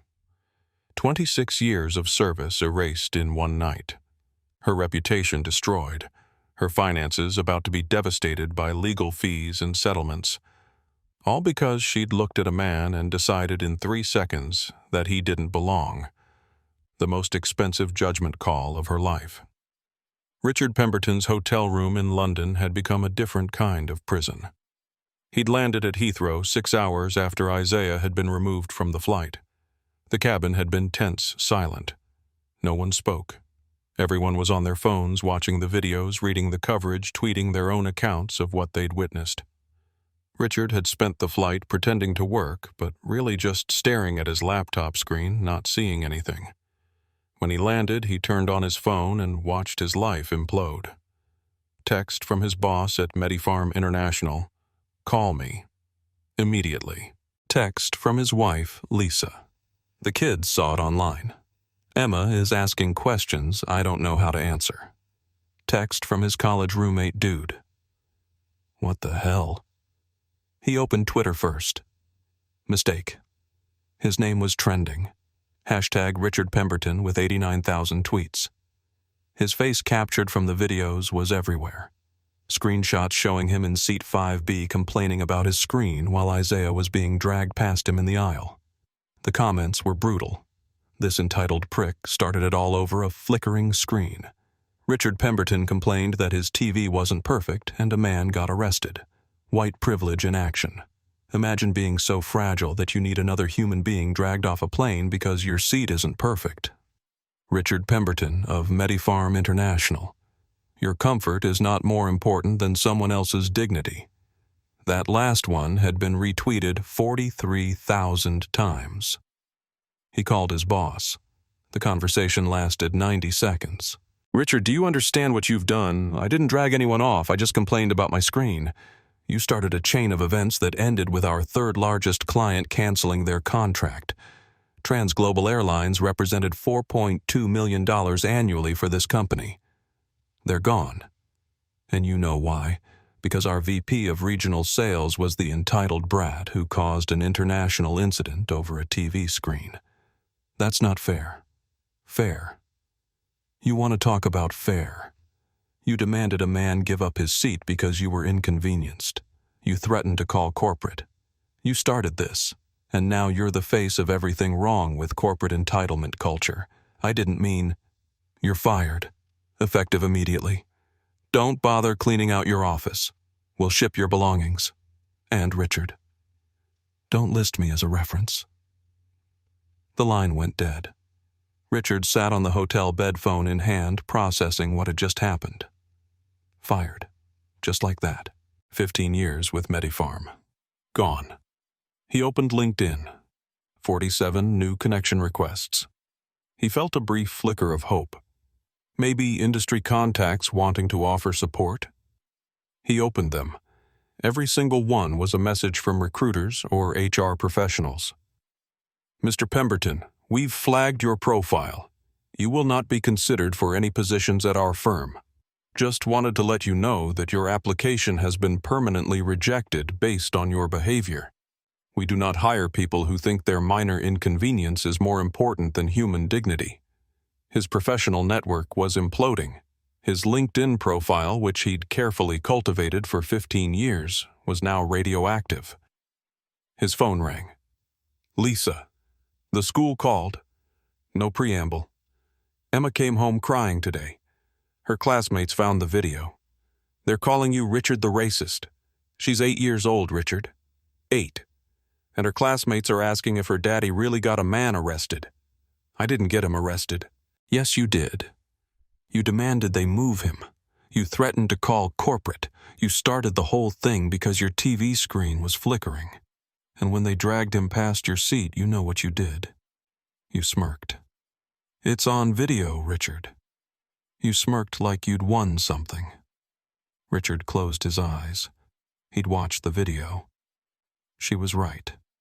In the moment when security dragged Isaiah past seat 5B, Richard's face showed this tiny, satisfied expression. This little smirk that meant good. He's gone. My problem is solved. He'd been so focused on his own convenience that he'd never once considered the human cost. I didn't mean for it to go this far. Richard's voice was quiet. That's the problem. Lisa's voice broke. You never think about how far anything goes. You just think about what you want right now. I'm taking the kids to my mother's for a while. Don't call. Don't come by. Just figure out who you want to be. Because this person, the person in that video, I don't recognize him. And I don't want my children growing up thinking that's acceptable. She hung up. Richard sat alone in his London hotel room and Googled his own name. 200,000 results, all posted in the last 18 hours. His Wikipedia page had already been updated. Richard Pemberton, born 1976, is an American businessman who became known in 2024 for his role in the TransGlobal Airlines discrimination incident. There were memes, so many memes. His face photoshopped onto historical villains. Richard Pemberton demands your seat on a Montgomery bus. Richard Pemberton complains about the accommodations on the Titanic. Let them eat cake with his face replacing Marie Antoinette. He felt sick. His phone dinged. Email from an unknown sender. Legal notice from Apex Quantum Systems. He'd been named in the civil suit. All because a TV screen flickered. And he'd decided his comfort mattered more than someone else's dignity. The Port Authority administrative hearing took place 3 weeks after the incident in a sterile conference room that smelled of industrial carpet cleaner and bad decisions. Derek Mason sat on one side of a long table flanked by his union representative and an attorney the union had provided. On the other side sat the Port Authority administrator, the head of internal affairs, the chief of security, and a stenographer recording every word. The wall screen showed 11 videos synchronized, all playing the same incident from different angles. Derek had watched them so many times over the past 3 weeks that he could recite every word, every movement, every damning second. But watching them again in this official setting with his career on the line was different. Worse. Because now he could see what everyone else saw. Not a difficult passenger being lawfully removed, but a man being assaulted for having the audacity to refuse an unreasonable demand. The administrator, a white woman in her 50s named Patricia Harrison, had the tired expression of someone who'd seen too many of these hearings. She clicked a button, pausing the video at the moment Derek's hand landed on Isaiah's shoulder. Officer Mason. Her voice was professionally neutral. This is the video from passenger Carlos Rivera, seat 3C. At timestamp 6:44:17, you make physical contact with Mr. Brooks. He then says... She turned up the volume. Isaiah's voice clear and measured. Officer, I'm asking you one last time. Please remove your hand. She paused it again. You respond by tightening your grip. Why? Derek shifted in his seat. He was being non-compliant. Non-compliant with what specifically crew instructions to vacate his seat, which we've established was not a lawful crew instruction, as Mr. Brooks had done nothing to warrant removal. The administrator clicked to another video angle. But let's continue. At what point in this interaction does Mr. Brooks become physically aggressive or threatening? Derek watched himself grab Isaiah's other shoulder, watched Isaiah's body go limp, watched himself shout, "Stop resisting," even though the video clearly showed Isaiah wasn't resisting at all.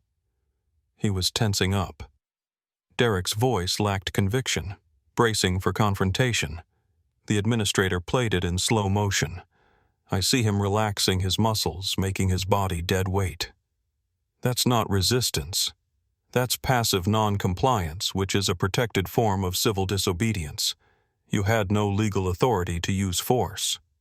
Derek's union rep leaned forward. My client was responding to a crew member's assessment of a security threat. There was no security threat. Internal Affairs interrupted, pulling up another document. We've reviewed the flight attendant's statement. Diane Fletcher's only justification for asking Mr. Brooks to move was that she needed a seat for another passenger. There was no safety concern, no policy violation, no reasonable basis for removal. The administrator clicked to the audio file from Judith Brennan's recording. Luis Garcia's voice came through clear and damning. He's not worth the paperwork, Derek. Let's just get him on the jet bridge. Derek's voice. He resisted. He gets the cuffs. The zip tie sound. Your partner. The administrator's voice was colder now. A 22-year veteran with an exemplary record gave you a clear opportunity to de-escalate. He suggested you step back, call a supervisor, handle this properly. You ignored him. Why? Because I was pissed. Because a civilian had talked back to me. Because I couldn't let him win. Derek didn't voice any of that, just sat in silence. Officer Mason, this board's finding is unanimous. You violated 7 separate codes of conduct: excessive use of force, failure to de-escalate false arrest, unlawful restraint, conduct unbecoming civil rights violations, and bringing disrepute to the Port Authority. Derek's world narrowed. This was it. The end. Your employment with the Port Authority is terminated effective immediately. We are revoking your law enforcement certification permanently, and we are recommending to the District Attorney's Office that you be charged with misdemeanor assault and deprivation of civil rights under color of law. The union rep started to object, but the administrator held up a hand. Officer Mason, you had every opportunity to handle this correctly. Your partner tried to stop you. A federal judge warned you. Multiple witnesses documented your actions, and you chose repeatedly to escalate. You didn't make a split-second decision in the heat of the moment. You made a series of choices over several minutes, all of which prioritized your ego over your duty. She closed the file folder in front of her with a sharp snap. You're done. This hearing is adjourned. 3 weeks after the incident, Isaiah Brooks sat in a comfortable chair in a tastefully appointed office in downtown Austin, Texas. The office belonged to Dr. Sarah Webb, a black woman in her 60s with kind eyes and 30 years of experience treating trauma related to racial discrimination. Isaiah had resisted therapy for years. He was the founder of a multi-billion-dollar company. He ran systems that protected nations. He employed 15,000 people. He didn't need to talk about his feelings. But his chief of staff, Ana Reyes, had sat him down 2 days after he returned from London and delivered an ultimatum. You're not sleeping. You're not eating. You're spending 16 hours a day working on the lawsuit instead of running the company. You're running on rage and exhaustion. So you can either talk to a therapist or I'm calling your father and telling him you need an intervention. The threat of his father's intervention was enough. Isaiah made the appointment. Now sitting across from Dr. Webb, he tried to explain what he was feeling and couldn't quite put into words. How are you sleeping? Dr. Webb asked. I'm not. Isaiah's voice was flat. 2, maybe 3 hours a night. Then I wake up and I can feel Derek's hand on my shoulder. The pressure, the grip. And I'm back there, on the plane, being dragged. Flashbacks every night. Sometimes during the day, too. Random moments. I'll be in a meeting and someone will touch my shoulder to get my attention and I'm back in that cabin zip-tied helpless. You said helpless. Dr. Webb made a note. But you weren't helpless. You made deliberate choices about how to respond. Isaiah shook his head. I didn't fight back. I should have. I could have, but I didn't. Because you knew fighting back would give them the excuse they were looking for. Yes. But knowing that doesn't change how it felt. Doesn't change the fact that I had to let them do it. Let them grab me, drag me, zip-tie me, just let it happen. That wasn't helplessness. Dr. Webb's voice was gentle. That was strategy. That was you maintaining control by choosing your response. It didn't feel like control. I know. Dr. Webb leaned forward slightly. Isaiah, what you experienced was assault. The fact that you weren't seriously injured doesn't make it less real. The fact that you chose not to fight back doesn't make it less traumatic. You were violated. Your dignity was stripped away in front of 50 people. And no amount of logic or strategy changes how that feels in your body. Isaiah was quiet for a long moment. When he spoke again, his voice was softer. I keep thinking about all the people this has happened to who didn't have my resources, who didn't have a $48 billion contract to leverage, who didn't have lawyers and media attention and Pentagon connections. What happened to them? That Dr. Webb's voice was firm is exactly the right question, but it's also a deflection. We're not talking about them right now. We're talking about you, about what happened to you, about how you're processing it. I don't know how to process it, Isaiah admitted. I'm angry, but I'm also exhausted, and I'm tired of having to be twice as good to be treated half as well. I'm tired of having to prove I belong everywhere I go. I'm just tired. Dr. Webb nodded. You're allowed to be tired. You're allowed to be angry. Those are appropriate responses to what you experienced, but I can't afford to stay tired or angry. Isaiah's voice carried an edge now. I have a company to run. I have a lawsuit to prosecute. I have changes to implement. I don't have time to fall apart. You're not falling apart. You're processing trauma. There's a difference. Isaiah looked out the window at the Austin skyline. When I was 8 years old, my father took me to a bank to open a savings account. We were followed by security the entire time. The manager questioned whether we had enough money to open an account. My dad stayed composed the whole time, completed the transaction, and left with dignity. He paused, remembering. Outside, I asked him why they treated us like that. He knelt down, looked me in the eye, and told me, in this world, some people see your skin before they see your character.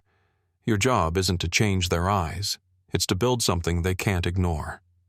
So you built Apex Quantum. Dr. Webb's voice was understanding.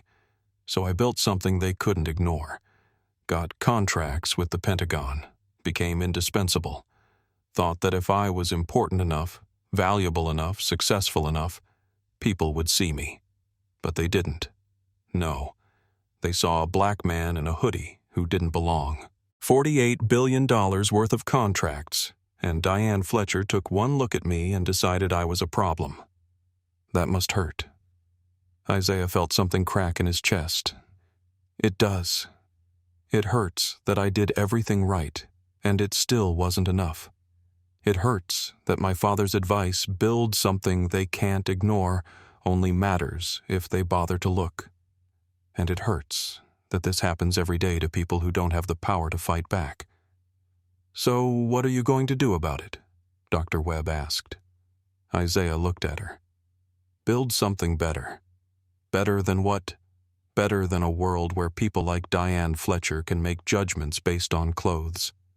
Better than a structure that lets discrimination hide behind policy. Better than an industry that trains people to see passengers as problems instead of humans. Dr. Webb smiled. That sounds like a worthy goal. But Isaiah, you can't build something better if you don't take care of yourself first.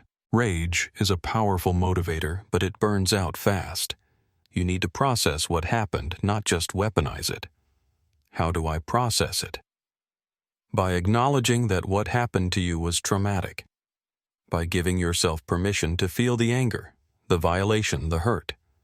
By understanding that you can be both powerful and wounded, both successful and traumatized, both strategic and hurting. Isaiah sat with that for a moment. I don't know how to be wounded. I've spent my entire life proving I'm strong. Strength isn't the opposite of pain. Dr. Webb's voice was soft. Strength is knowing you're in pain and choosing to keep moving anyway. You've already done that. Now you just need to acknowledge the pain instead of pretending it doesn't exist. For the first time in 3 weeks, Isaiah felt something shift inside him. Not healing that would take longer, but recognition. Permission to feel what he'd been suppressing. Okay. His voice was quiet. Let's start there. 6 months after the incident, Isaiah Brooks stood in front of 15,000 Apex Quantum employees via company-wide live stream. The Austin headquarters auditorium was packed with additional staff joining from offices in Seattle, Boston, London, Singapore, and 14 other cities around the world. Behind him, a single slide displayed on the massive screen. No corporate jargon, no buzzwords, just 6 words in simple text. The Human Element Initiative. 6 months ago, Isaiah's voice was measured but resonant. Something happened to me that's happened to millions of people. I was judged not by my character or my credentials, but by my appearance. And that judgment led to me being assaulted, zip-tied, and dragged off an airplane while 50 people watched. He clicked to the next slide. It was a still image from one of the videos. Isaiah being dragged down the aisle, his face against the carpet. The audience shifted uncomfortably. I could show you the other 10 videos. I could show you every angle, every perspective, every second of what happened. But you've all seen them. The world has seen them. 50 million views and counting. Another slide. Statistics on racial profiling in airlines, in retail banking, in healthcare, in housing, in employment. We've spent 20 years building artificial intelligence to solve logical problems, to predict weather patterns, to optimize supply chains, to coordinate military operations. And we've gotten very good at it. He paused, letting the silence settle. But we haven't built programs to predict when a Diane Fletcher is about to profile someone, when a Richard Pemberton is about to prioritize his comfort over someone else's dignity, when a Derek Mason is about to choose ego over duty, when a structure fails not because of bad code but because of bad culture. The final slide appeared, the Human Element Initiative, $500 million commitment. Today, Apex Quantum is announcing a 5-year, $500 million commitment to building technology that addresses the human problems technology can't usually solve. We're creating AI programs that can detect bias in real time, that can flag potentially discriminatory behavior before it escalates, that can train people not just on policy, but on recognizing their own assumptions. The names and faces of the leadership team appeared on screen. Leading this initiative will be Sophia Ramos, who was on Flight 447 and who chose truth over silence when it mattered most. Joining her will be Judith Brennan, retired federal judge, Carlos Rivera, who started recording when others stayed silent, Colonel James Bradford, who spoke up when it would have been easier to look away. Applause began to ripple through the auditorium. We're not building this to punish people. We're building it to prevent what happened to me from happening to anyone else. Because the real measure of technology isn't how fast it is or how efficient it is or how much profit it generates. It's whether it makes the world more fair. He paused one more time. And one more thing. TransGlobal Airlines filed for bankruptcy last month. Yesterday, my bid to purchase their fleet routes and infrastructure was accepted. We're relaunching the airline under a new name, Sentinel Air, and it will be the first airline in history built from the ground up on principles of equity, transparency, and dignity. The applause was deafening now. I got dragged off one of their planes. Isaiah allowed himself a slight smile, but I'm going to make damn sure no one else ever does. JFK. Terminal 5, Gate 23, exactly 1 year after the incident. Isaiah Brooks stood near the windows watching the first Sentinel air flight prepare for departure. The aircraft gleamed in the afternoon sun, its livery redesigned with clean lines and the motto printed near the tail, "Dignity in every seat." The gate area looked similar to how it had a year ago. Same configuration. Same seats. Same boarding process beginning. But everything was different now. The gate agent, a young woman named Maria, who'd been hired through Sentinel's new equity-focused recruitment program, scanned boarding passes with genuine warmth. No assessments, no judgments, just professional service for every passenger. A teenager approached the gate. Marcus, 16 years old, black, wearing a hoodie and carrying a backpack. He had his boarding pass ready, and Isaiah could see the slight tension in his shoulders, the unconscious bracing for the question that might come. "Are you sure this is your seat?" Maria scanned his pass and smiled. "Welcome aboard, Marcus. You're in 2A today, our best seat. Have a wonderful flight." Marcus's shoulders relaxed. Surprise flickered across his face, followed by a genuine smile. "Thank you." Isaiah watched him board, watched him walk down the jet bridge without fear, without having to prove he belonged. Just belonging. That's what justice looks like, Isaiah thought. Not revenge, not punishment. Just a world where a kid in a hoodie can board a plane without carrying the weight of other people's assumptions. Someone approached from behind. Mr. Brooks. Isaiah turned. The gate agent, Sarah, had stepped away from the counter. "I wanted to thank you. I was laid off when TransGlobal went under. Sentinel hired me back. And the training you implemented, the real training, not the checkbox kind. It actually helps. It teaches us to see people, not stereotypes. What happened to you was terrible. But what you built from it, that's hope." Isaiah smiled. A real smile. "Thank you, Sarah. That means everything." His phone buzzed. Ana Reyes. First flight departing on time. All safety checks green. Passenger satisfaction scores already higher than industry average. "You did it, Isaiah." He texted back. "We did it." That night, a video went viral. Marcus, the teenager, posting from seat 2A, just flew Sentinel Air for the first time. "For the first time in my life, I didn't feel like I had to prove I belonged. I just belonged." If you've ever been made to feel less than human for how you look, what you wear, for existing, this airline gets it. They really get it. The video got 22 million views in 24 hours. And Isaiah Brooks, watching it from his home office, felt something he hadn't felt since before the incident. Not anger, not exhaustion, not even satisfaction. Peace. The kind that comes from knowing you turned your worst moment into someone else's freedom. His phone buzzed one more time. A number he didn't recognize. He answered. "Mr. Brooks." A young voice, nervous. "My name is Marcus.